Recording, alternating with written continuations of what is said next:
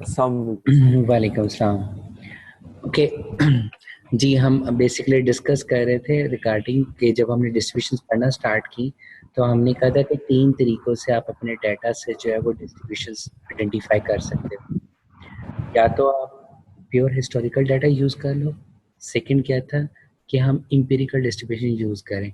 वो अभी हमने डिस्कस नहीं किया, वो इंशाल्लाह हम इसके बाद डिस्कस करेंगे इस टॉपिक के बाद। फिलहाल हम क्या कर रहे हैं, हम ये कह रहे हैं कि जो हमने थ्योरेटिकल डिस्ट्रीब्यूशंस पढ़ी हैं जितनी भी, हाउ वी विल आइडेंटिफाई कि जी इनमें से कौन सी डिस्ट्रीब्यूशन जो है वो आपकी सिचुएशन के ऊपर लगेगी। ठीक है, सो उसको हम यूज़ कर रहे हैं। तो हमारे पास 3 स्टेप्स हैं।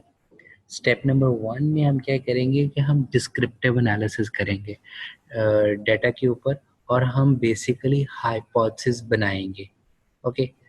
अब ये हाइपोथेसिस बनाने का क्या मतलब है कि हम बेसिकली डिफरेंट स्मॉल स्मॉल से डिस्क्रिप्टिव एनालिसिस करेंगे। Descriptive analysis means like mean, standard deviation वगैरह, हिस्टोग्राम बनाना, बॉक्स प्लॉट वगैरह बनाना।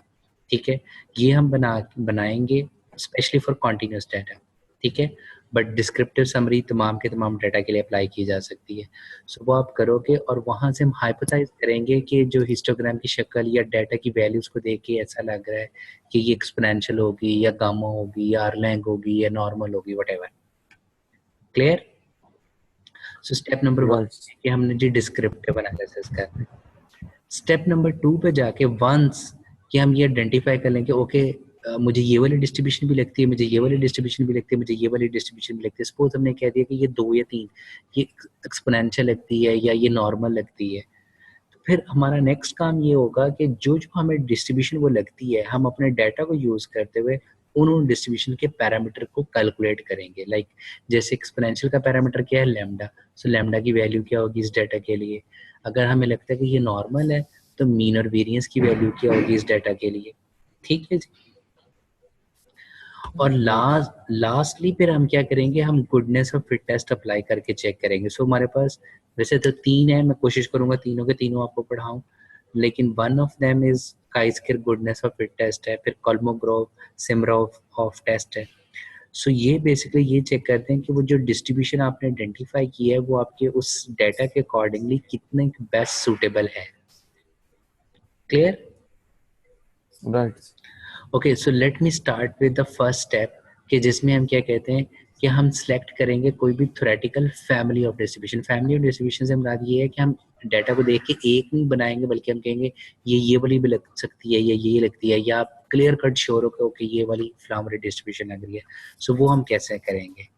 सो उसके लिए आप क्या करोगे, सबसे पहले जो समरी स्टैटिस्टिक्स आपने यूज़ करनी है, आप कहोगे कि ओके मेरे इस डाटा की मिनिमम वैल्यू क्या है, मैक्सिमम वैल्यू क्या है, इस डाटा की रेंज क्या है, mean maximum minus smallest value क्या है, मीन वैल्यू क्या है, मीडियन वैल्यू क्या है, ठीक है, मॉड वैल्यू क्या है, वेरिएंस क्या है, कोफिशिएंट ऑफ वेरिएशन क्या है। कोफिशिएंट ऑफ वेरिएशन पता है ना क्या होता है? वेरिएंस ओवर एक्स बार। ठीक है। फिर कोफिशिएंट ऑफ वेरिएशन की ही एक फॉर्म है जिसको हम लेक्सो रेशो कहते हैं।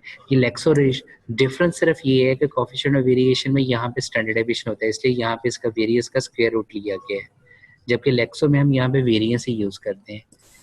डिफरेंस दोनों में ये है कि कोफिशिएंट ऑफ वेरिएशन हम कॉन्टिन्यूस डाटा के लिए यूज कर रहे होते हैं, कैलकुलेट कर रहे होते हैं, जबकि लेक्सो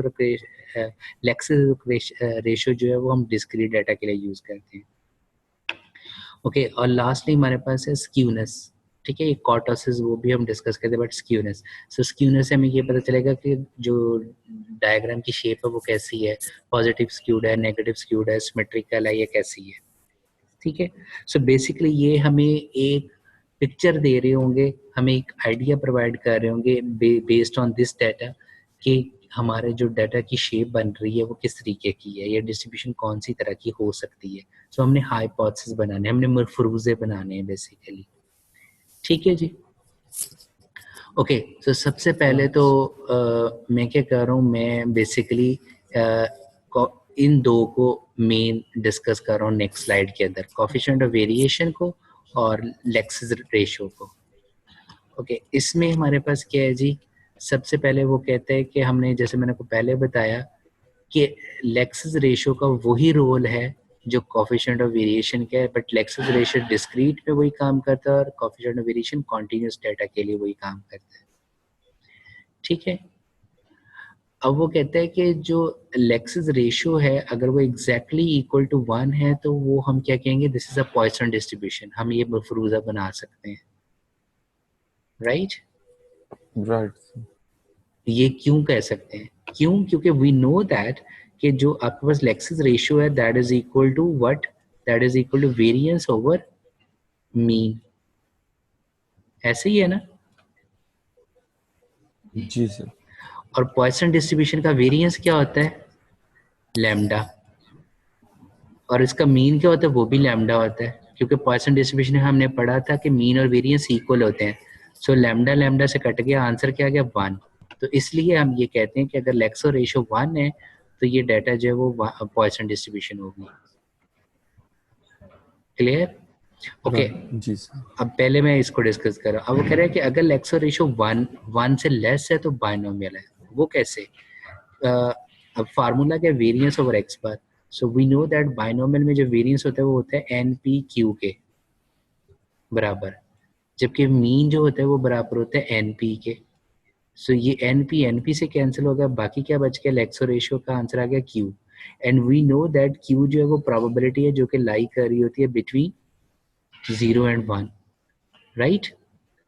right. Right. So it mean अगर हम कहते हैं लेक्सो रेशियो लेस देन 1 है तो ये बायनोमियल डिस्ट्रीब्यूशन को फॉलो कर रहा है, हम ये मफरूजा बना लेंगे। ओके। सो इसी के इनवर्स, अब नेगेटिव बायनोमियल का जो वो है वो इनवर्स होता है, वो होता है लाइक जैसे हमारे पास मीन होता है ज्योमेट्रिक में 1/p होता है, तो इसमें नेगेटिव बायनोमियल में क्या होता है? r/p करके।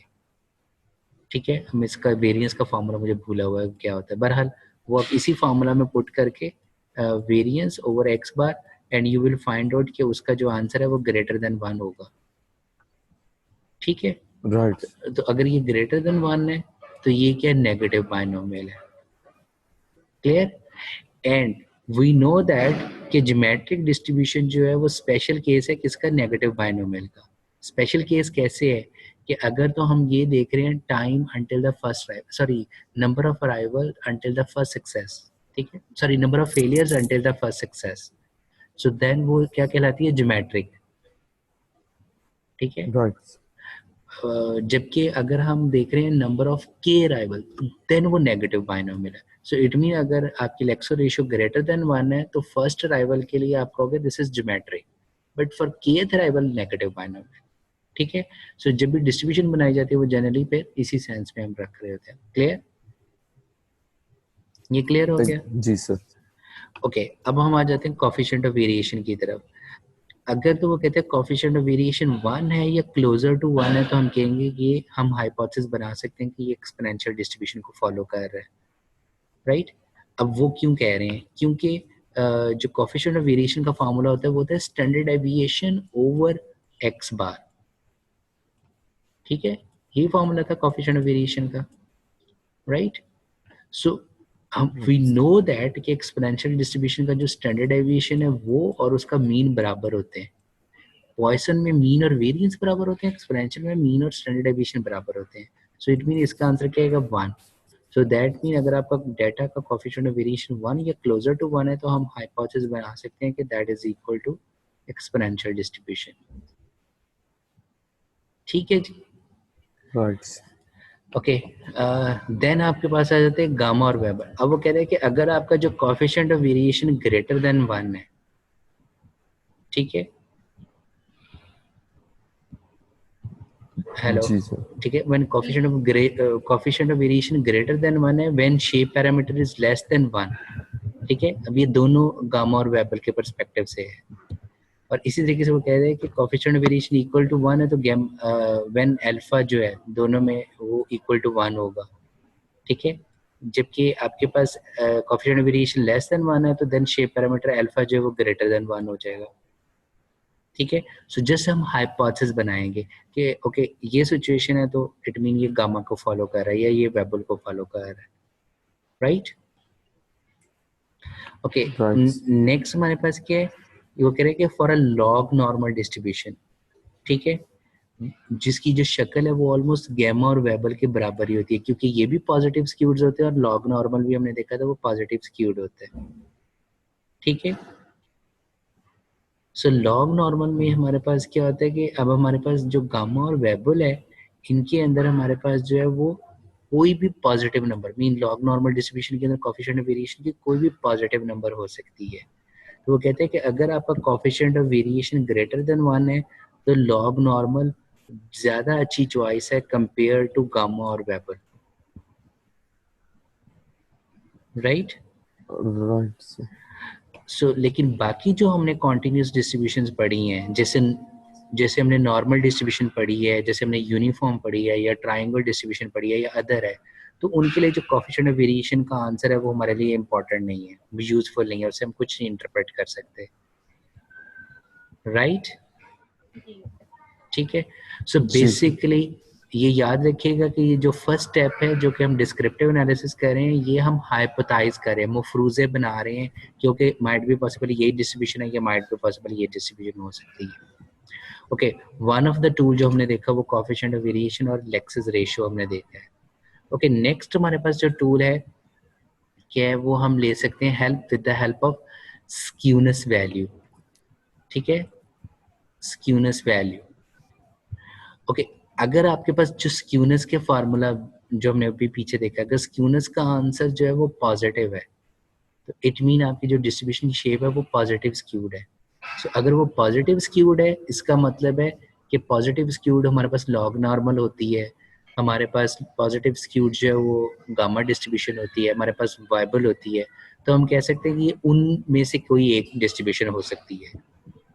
इसी तरीके से स्क्यूनेस हमारे पास जो है वो नेगेटिव है, so it mean negative skewed है अगर लेस देन 0 है। इक्वल है तो इसका मतलब है मीन मीडियन मॉड इक्वल है तो सिमेट्रिकल है, इट मीन ये नॉर्मल होगा। ठीक है, अगर स्क्यूनेस का आंसर 0 है तो वो सिमेट्रिक है, इट मीन ये नॉर्मल डिस्ट्रीब्यूशन को फॉलो कर रहा है। Right, clear? sir. Okay, then हमारे पास एक मेथड होता है which is called as kurtosis. Basically kurtosis जो है वो डिस्ट्रीब्यूशंस को डिस्टिंग्विश करने में हेल्पफुल नहीं है, ये जस्ट हमें ये बताता है कि आपकी जो डिस्ट्रीब्यूशन की वो जो हम्प होता है, जो पीक होती है, वो कितनी हाई या कितनी लो होती है। सो मैं जस्ट आपके नॉलेज के लिए ये बता देता हूँ कि अगर कॉर्टोसिस का आंसर ग्रेड एग्जैक्टली 3 हो तो वो उसकी शक्ल नॉर्मल होती है, उसको कहते हैं हम ये नॉर्मल शेप है या नॉर्मली डिस्ट्रीब्यूटेड है और इसकी नॉर्मल पीक है। बट अगर ग्रेटर देन 3 है तो हम कहते हैं ये नॉर्मल से हाई पीक की तरफ जा रहा है, लेस देन है तो लो पीक की तरफ जा रहा है, बट ये इतना इम्पॉर्टेंट नहीं है। ठीक है, जो डिस्ट्रीब्यूशन को डिस्टिंग्विश करने के लिए कि हम ये कह सकें कि कॉर्टोसिस की बेसिस के ऊपर हम हाइपोथेसाइज कर सकें कि ये लॉग नॉर्मल है या वेबल है, जबकि स्क्यूनेस से किया जा सकता है। क्लियर? Right, sir. ठीक है, ओके। सो अब हमारे पास जो नेक्स्ट है that is mean median and mod, right? Mean, median and mod, इनको देख के हम कैसे बता सकते हैं? अगर तो आपके पास डाटा जो है वो नॉर्मल है तो मीन मीडियन मॉड इक्वल होंगे, राइट? जी सर। अगर आपके पास नेगेटिव स्क्यूड या पॉजिटिव स्क्यूड है तो रिमेंबर दिस स्टेटमेंट कि आपके पास जो मीन वैल्यू है वो हमेशा लोअर टेल की तरफ आपके पास लाई कर रहा होगा, मीन जो है वो हमेशा टेल की तरफ लाई कर रहा होगा। ठीक है जी। Right, sir. और जो मॉड है वो हमेशा पीक साइड की तरफ लाई कर रहा होगा, मॉड जो है वो पीक साइड की तरफ लाई कर रहा होगा, और मीडियन हमेशा इनके सेंटर में होगा, right? So this is basically the mathematical relationship, right? कि Right, आपके sir. पास क्या है कि पॉजिटिव स्क्यूड है तो mean is greater than median and median is greater than mod, right? Right. Okay, so basically mean median mod से हम ये हेल्प ले सकते हैं। okay, now come to मुझे यहाँ पर एक थोड़ा सा जनरल क्वेश्चन पूछना जी था जी कि जी जैसे जी पॉपुलेशन और सैंपल होता है कि हम कहते हैं ये पॉपुलेशन है ये सैंपल है, हम्म अब इसी तरह स्टैंडर्ड डेविएशन जो है वो पॉपुलेशन के लिए डिफरेंट फार्मूला लगता है और सैंपल के लिए different, according to the statistics population और सैंपल क्वेश्चन में कैसे पता चलता है कि यहाँ पे हाँ, एक चीज बच्चे याद रखिएगा, पॉपुलेशन के बारे में अल्लाह में ही जानता है, ठीक है? सो स्टैटिस्टिक्स बेस ही किसके ऊपर करती है? सैंपल के ऊपर करती है, राइट? अब मसलन जैसे मैं आपको एग्जांपल देता हूँ, एक चीज होती है स्टैटिस्टिक्स में बायसनेस, एक होती है अनबायसनेस, ठीक है। अभी मैं आगे जाके जब हम पैरामीटर को कैलकुलेट करेंगे तो मैं ये चीज़ दोबारा बोलूँगा, लेकिन ये चीज़ याद रखिएगा कि हमारा जो पैरामीटर है उसके बारे में ये कहा जाता है कि वन ऑफ द एस्टिमेटर, यानी उस पैरामीटर को जो एस्टिमेट कर रहा है ना, वो मस्ट बी अनबाइस्ड होना चाहिए।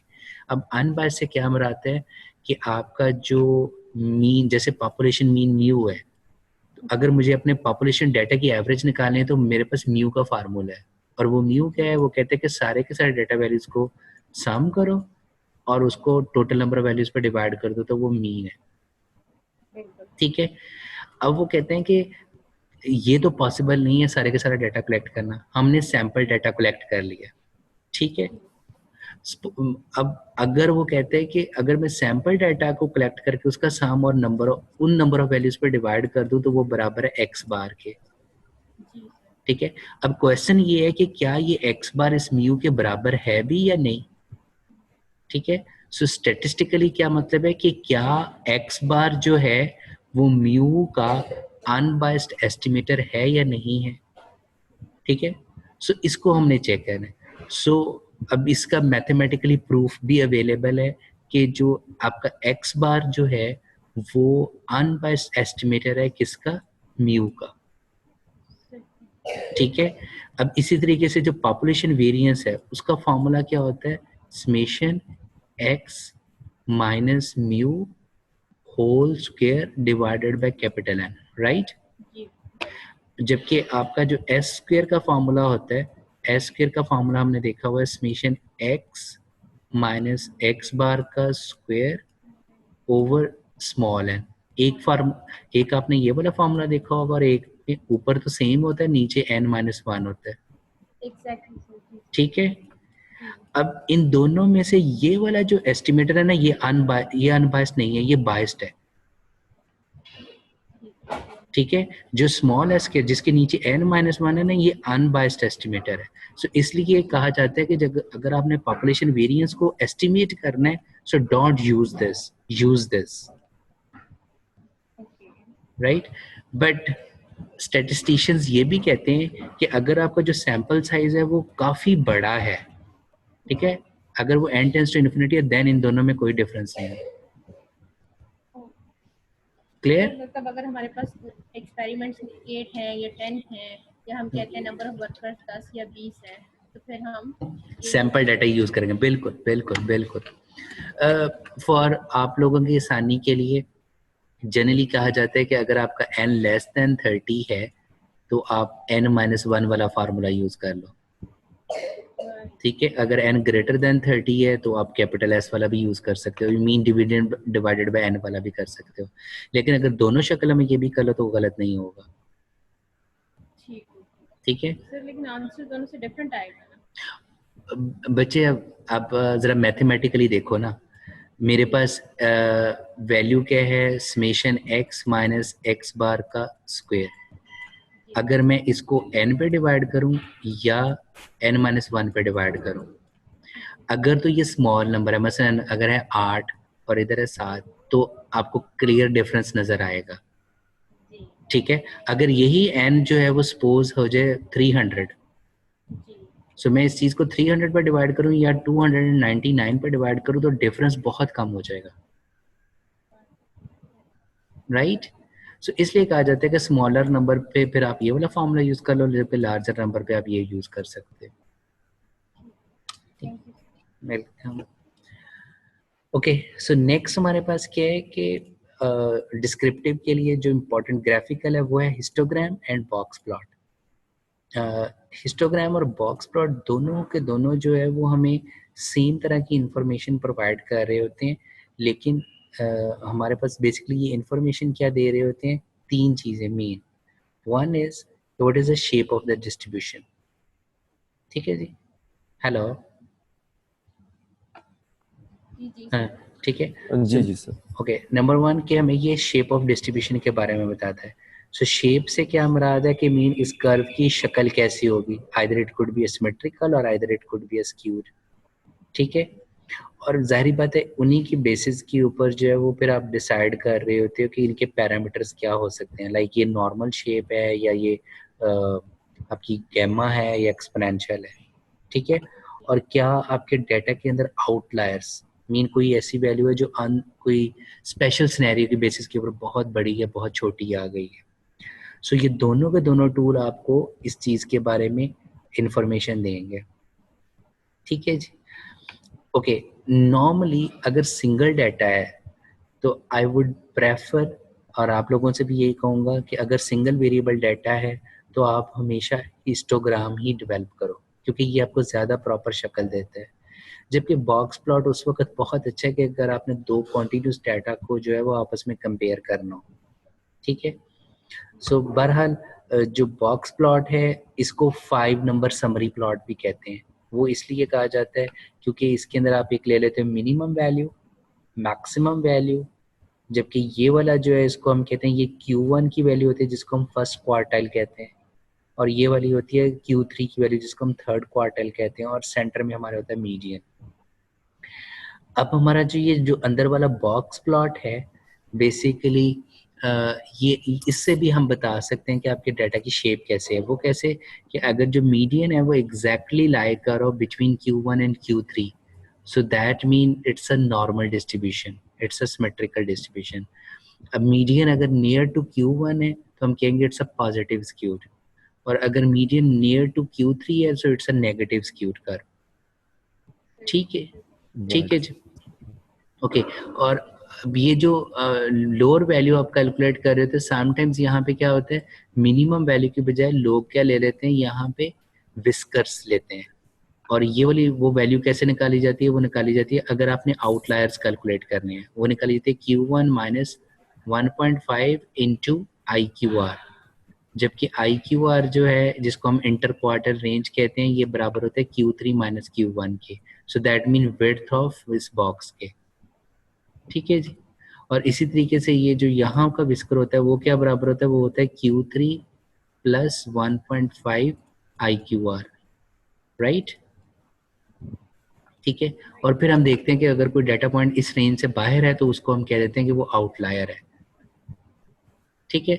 सो बेसिकली बॉक्स प्लॉट और हिस्टोग्राम दोनों के दोनों हमें किस पर्पस के लिए यूज किए जाते हैं, डाटा की शेप आइडेंटिफाई करने के लिए, उसके डिस्ट्रीब्यूशन को आइडेंटिफाई करने के लिए, और आउटलायर्स को आइडेंटिफाई करने के लिए हम इनको यूज करते हैं, ठीक है। सो रिमेंबर दैट जब भी कॉन्टिन्यूस डाटा है आपने सबसे पहले क्या करना है, आपने mean, median, mod, standard deviation, variance, coefficient of variation निकाल लेना है और आपने उसका हिस्टोग्राम बना लेना है। So that is a standard practice, ठीक है। राइट। अब क्वेश्चन ये रेज होता है कि जो हिस्टोग्राम है ना ये बहुत इंपॉर्टेंट है कि आपने ये जो बार्स हैं, मीन बेसिकली बार्स का क्या मतलब है, ईच बार जो है वो रिप्रेजेंट करती है आपकी क्लास विड्थ को।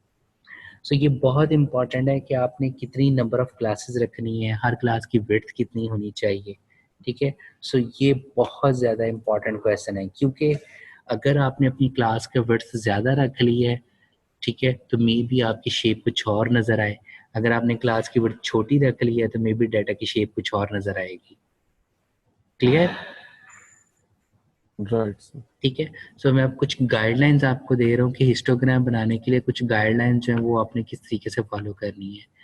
नंबर 1 वो ये कहते हैं कि आपने क्या करना है, सबसे पहले तो जी नंबर ऑफ पॉइंट्स आप कैलकुलेट कर लो, ये मीन नंबर ऑफ पॉइंट्स आपके डाटा सेट के अंदर कितने हैं, ठीक है। और आपने करना क्या है कि उन नंबर ऑफ डाटा सेट्स के अंदर आपने स्मॉलेस्ट वैल्यू और लार्जेस्ट वैल्यू कैलकुलेट कर लेनी है, मीन मिनिमम वैल्यू आपके डाटा की कौन सी है और मैक्सिमम वैल्यू आपके डाटा के अंदर कौन सी है, क्लियर।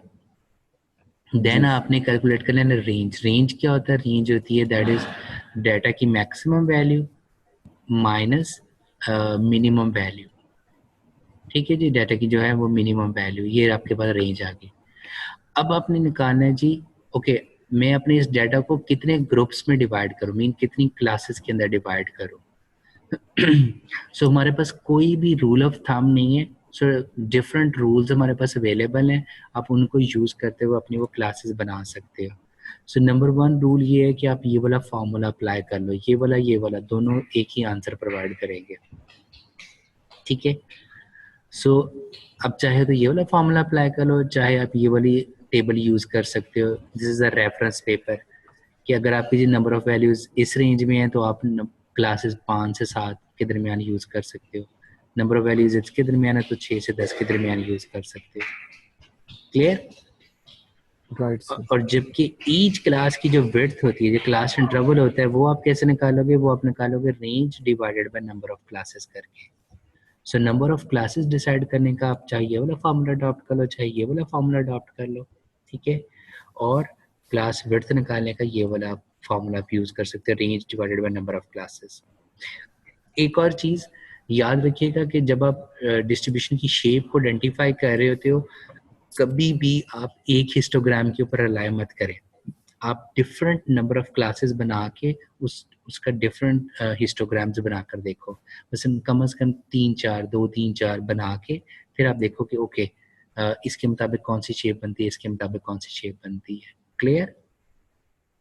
क्योंकि क्योंकि आप करंटली कर क्या रहे होते हो, आप मफरूजा बना रहे होते हो। ओके माइट भी पॉसिबल ये डिस्ट्रीब्यूशन है, माइट भी पॉसिबल ये डिस्ट्रीब्यूशन है। चेक तो हम आगे जाके करेंगे ओके कि कौन सी डिस्ट्रीब्यूशन बन रही है। फाइन? Right sir. ओके, सो अब मैंने आपके ड्रॉप बॉक्स के अंदर जो है वो 2 एक्सेल फाइल्स शेयर की हुई हैं। अच्छा ज़रा इसको ओपन कीजिएगा। मैंने एक एक्सेल फाइल शेयर की हुई है, मॉडलिंग इनपुट डिस्ट्रीब्यूशन। जी सर। इस एक्सेल फाइल को ओपन कीजिएगा।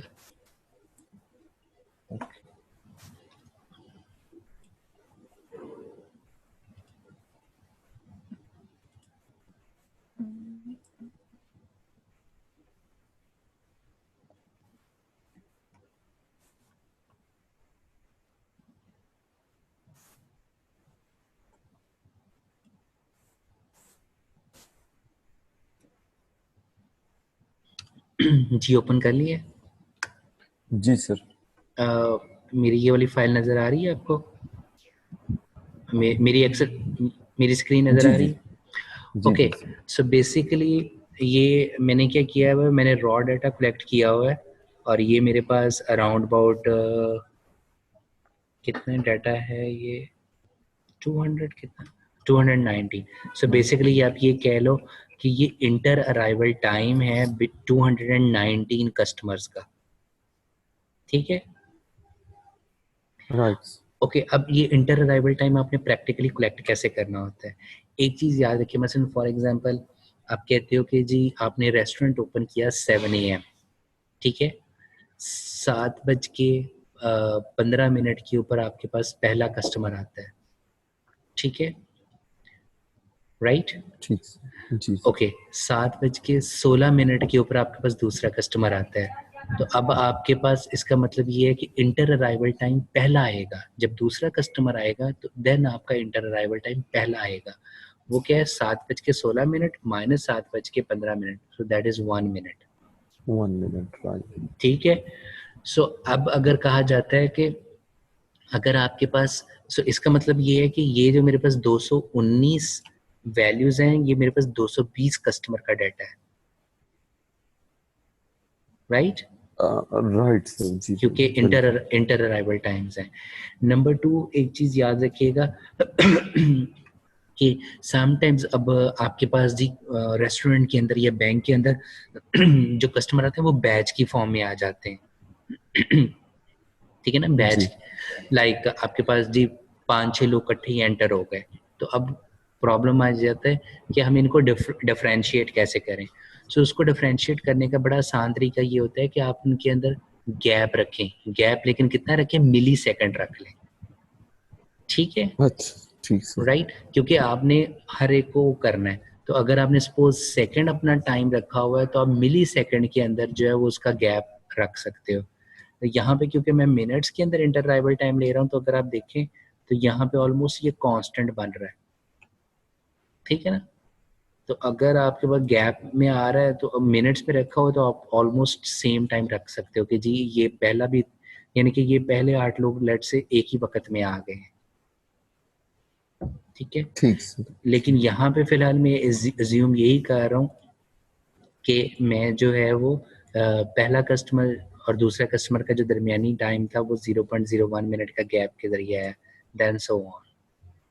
ओके, अब आपने करना क्या है, अब आपने सबसे पहले तो हमने इसकी समरी स्टैटिस्टिक्स कैलकुलेट करनी है। समरी स्टैटिस्टिक्स से क्या मुराद है कि हमने ये सारी चीज़ें कैलकुलेट करनी है, मीन, स्टैंडर्ड डेविएशन वगैरह। वो आप कैलकुलेट कैसे करोगे? अब कोई भी सॉफ्टवेयर यूज़ किया जा सकता है, लेकिन मैं एक्सेल के ज़रिए कैसे कर सकता हूँ? I will go to data, है डेटा एनालिसिस। डेटा एनालिसिस आ रहा है आपके पास? जी सर। ओके, अगर डेटा एनालिसिस ना आ रहा हो तो पता है ना कैसे लेके आना है? I think so. Ji sir, एक बार किया तो था जी। जी, वो आपके पास फाइल में या यहाँ पे जाके फाइल जी। ऑप्शंस में जाके, एड इन में जाके, ठीक है, गो टू एड इन, और आपने ये मेक श्योर कर लेना ये एनालिसिस टूल पैक सिलेक्टेड हो। Right sir. ठीक है, ओके, आपने डेटा एनालिसिस में जाना है और यहाँ पे आपके पास होगा जी डिस्क्रिप्टिव स्टैटिस्टिक्स। ठीक है, ओके सर। डिस्क्रिप्टिव स्टैटिस्टिक्स को सिलेक्ट कर लेना है। अब वो पूछ रहा है कि किस डेटा का, सो यहाँ पे क्लिक करें और इस डेटा को आप सिलेक्ट कर लें। सेलेक्ट कर लें, राइट सर। ठीक है, और वो हमसे पूछ रहा है कि जी अब आपने इसकी आउटपुट नई वर्कशीट के ऊपर जो है वो समरी स्टैटिस्टिक्स दे या यहीं पे दे दे। तो हम मैं let's say for the time being मैंने क्योंकि यहाँ पे दी हुई है तो मैं इसको यहाँ पे दे देता हूँ। ठीक है, प्रेस ओके। अब वो हमसे पूछा कि क्या क्या कैलकुलेट करना है, मैं कहता हूँ सिर्फ समरी स्टैटिस्टिक्स कैलकुलेट कर दे, press okay. Right, right sir. अब देखो वो सारा कुछ उसने कैलकुलेट करके मुझे दे दिया है। Fine, right sir. सो बहरहाल मैंने ऑलरेडी पहले ही ये चीज़ें कैलकुलेट की हुई थी। ठीक सर। ओके, सो अब हमने बेसिकली जो है सबसे पहले तो हम इसको इंटरप्रेट करने की कोशिश करते हैं, क्या मीन मीडियन मॉड इक्वल है? हेलो, नो जी, sir. Mean median mode equal नहीं है, सो इसका मतलब है ये नॉर्मल तो नहीं है। ठीक है, अब यहाँ पे कि मीन जो है वो ग्रेटर देन अ मीडियन से और median greater than a mode से, so that mean it look like a positive skewed. हमने अभी पढ़ा कि जब मीन ग्रेटर हो मीडियन से और मीडियन ग्रेटर, सो ये इट मीन ये स्क्यूड फॉर्म बन रही है। जी सर। ठीक है, और मेरे पास कौन सी स्क्यूड बन रही है? पॉजिटिव स्क्यूड बन रही है, क्योंकि मीन ग्रेटर है मीडियन से और मीडियन ग्रेटर देन है मॉड से। Right sir. ठीक है, और स्क्यूनेस की वैल्यू मुझे क्या बता रही है? 1.4। हमने अभी पढ़ा अगर स्क्यूनेस की वैल्यू ग्रेटर देन 0 है तो वो पॉजिटिव स्क्यूड है। ठीक है, सो यहाँ से भी हमें इंडिकेशन मिल रही है। ओके, अब हम आ जाते हैं हमारे पास कोएफिशिएंट ऑफ वेरिएशन की तरफ। Coefficient of variation, okay, coefficient of variation यहाँ पे नहीं है तो हम उसको कैलकुलेट कर लेते हैं। ओके, कोएफिशिएंट ऑफ वेरिएशन आप कैसे कैलकुलेट कर सकते हो? वो आप कैलकुलेट करोगे जी स्टैंडर्ड डेविएशन, अगर ये कॉन्टिन्यूस डाटा है, ठीक है ना, अगर जी डिवाइडेड बाय मीन। ठीक है जी, राइट। ओके, अब ये क्या आ रहा है? Which is 0.95, right. और हमने ये पढ़ा था कि अगर coefficient of variation equal to 1 हो या क्लोजर टू 1 हो, इट मीन वो क्या होती है? वो एक्सपोनेंशियल डिस्ट्रीब्यूशन होती है। राइट। ठीक है, सो इट मीन अभी तक जो हम डिस्क्रिप्टिव एनालिसिस से कंक्लूड कर सकते हैं वो हम ये कंक्लूड कर सकते हैं कि ये स्क्यूड है, coefficient of variation equal to 1 है, नियर टू इक्वल टू 1 है, सो इट मीन ये एक्सपोनेंशियल फैमिली में से होगा। ठीक है, राइट। ठीक। अब फॉर द फर्दर बीइंग हम इसी तरीके से ये क्वार्टाइल्स भी निकाल सकते हैं। बहरहाल बता देता हूँ ये क्वार्टाइल्स आपने कैसे निकालने हैं और इनका मीनिंग्स भी बताता हूँ क्या। सो क्वार्टाइल निकालने का ये मैंने फार्मूला अप्लाई किया है। रिमेंबर दैट ये इसी तरह मीन, स्टैंडर्ड डेविएशन वगैरह के भी फार्मूलाज हैं। सो क्वार्टाइल कैसे आपके पास आता है? That is quartile range of the data, और 1 हम लिख देंगे, इट मीन फर्स्ट क्वार्टाइल। इसका मतलब क्या है? 0.1, इस 0.1 का मतलब ये है कि 25% कस्टमर्स ऐसे हैं जिनका इंटर अराइवल टाइम 0.1 या उससे लेस है। Okay sir. ठीक है, और Q3 0.75, इसका क्या मतलब है कि एटलीस्ट 75% कस्टमर्स ऐसे हैं जिनके इंटर अराइवल टाइम का जो गैप है वो 0.545 से कम या इक्वल है, ओके सर। ठीक है। और QT बेसिकली मीडियन के बराबर ही होता है। तो इसको हम ये कह सकते हैं कि 50% कस्टमर इसके लेफ्ट पर, 50 कस्टमर राइट में है। सो इट मीन आपके 50% कस्टमर जो हैं वो 0.27 से पहले पहले आ जाते हैं मिनट से, और जबकि 50% कस्टमर का जो टाइम है वो 0.27 से ज़्यादा है। राइट, और इसी तरह सर Q3 का भी हो गया 75। बिल्कुल, Q3 का तो इतना एटलीस्ट 75% कस्टमर इस वैल्यू से नीचे हैं, ठीक है। नीचे। या हम ये भी इसको कह सकते हैं कि एटलीस्ट 25% कस्टमर इससे ऊपर है, ऊपर है, एग्जैक्टली, ठीक ठीक सर। है। ओके, अब हमने क्या करना है जी, अब हमने बेसिकली बनाना है हिस्टोग्राम, मैंने बनाना है क्योंकि डिस्ट्रीब्यूशन की शेप मुझे आइडेंटिफाई करनी है। तो उसके लिए मैं क्या करूँगा, सबसे पहले तो मैं नंबर ऑफ क्लासेस करूँगा। तो मैंने वो फार्मूला लगा दिया, ठीक है। 1 + 3.322 log 10 to 19, ठीक है। सो मैंने बेसिकली दोनों फार्मूलाज लगाए, सो दोनों के अकॉर्डिंगली मेरे पास सेम आंसर आया। सो मैंने इनको अप्रॉक्सीमेट कर लिया 9, ठीक है। सो इट मीन वो ये कह रहा है कि हम ये 219 डाटा वैल्यूज को बेसिकली डिवाइड कर लेंगे किसके अंदर, 9 डाटा पॉइंट्स के अंदर, राइट सर। ठीक है जी। ओके, अब हमने क्या करना है, इट मीन हमने अपने जो नंबर ऑफ क्लासेस बनानी है वो 9 बनानी है। क्लास इंटरवल हमारे पास क्या आ जाएगा, that is basically range divided by number of classes. So range हम कैसे निकालते हैं, सो रेंज हमारे पास ऑलरेडी कैलकुलेटेड है। So this cell divided by 9, so हमारे पास आ गया कि ईच क्लास का जो गैप होगा, ठीक है, वो कितना होगा, ठीक है। Basically right. इस बार की विड्थ कितनी होगी वो हमने कैलकुलेट करनी। ओके, अब हमने क्या करना है जी, अब हमने बेसिकली एक्सेल के अंदर हिस्टोग्राम बनाने के लिए हमें रेंज देनी पड़ती है कि किस डाटा से लेके किस डाटा तक जो है वो हिस्टोग्राम बनाए। तो उनको हम बिन का नाम देते हैं, यानी बिन मीन ये बार। सर आपने क्लास इंटरवल में 15 से डिवाइड किया हुआ। नहीं नहीं बच्चे, I5 है। अच्छा I5 है, ठीक। ओके, I5 मीन 9, ठीक है। ओके, सो अब हमने क्या करना है, बिन्स बनाने हैं। तो बिन्स बनाने के लिए हम क्या करेंगे, so we will start with 0, ठीक है। ओरिजिन से हम स्टार्ट करें, so origin plus class interval, ठीक है। देन आपके पास क्या गया, from next to onward this class plus class interval, so it mean 0.217 plus 0.217 is equal to 0.43। So basically ये फिक्स हो जाएगा और अब ये चेंज हो जाएगा। अब नेक्स्ट वैल्यू हम कैसे लेंगे, 0.433 प्लस 0.217, तो मेरे पास ये आ जाएगा, एंड सो ऑन, ठीक है जी। ओके, और आपने ये कहाँ तक जाना है, आपने अपने डाटा की वहाँ तक जाना है कि जहाँ तक आपके डाटा की मैक्सिमम वैल्यू कवर हो जाए। अगर मैं यहाँ पे आता हूँ तो 1.955 है, जो कि मैक्सिमम वैल्यू इससे बाहर है, इसलिए मुझे नेक्स्ट वैल्यू तक जाना पड़ा। क्लियर? ओके, अब मेरे पास बिन्स भी आ गए हैं, तो अब मैं अपना हिस्टोग्राम बना सकता हूँ।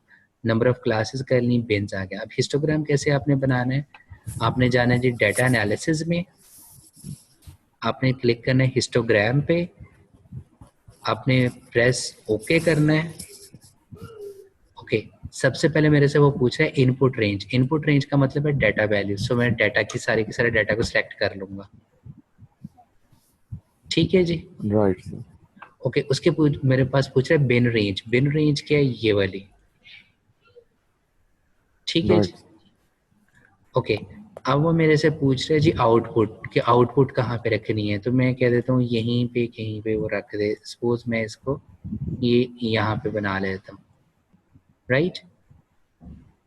राइट। और यहाँ पे हम कह देते हैं चार्ट आउटपुट पे हम क्लिक कर देते हैं, ठीक है जी। Press okay. ओके, ओ ये इसने क्या कर दिया है,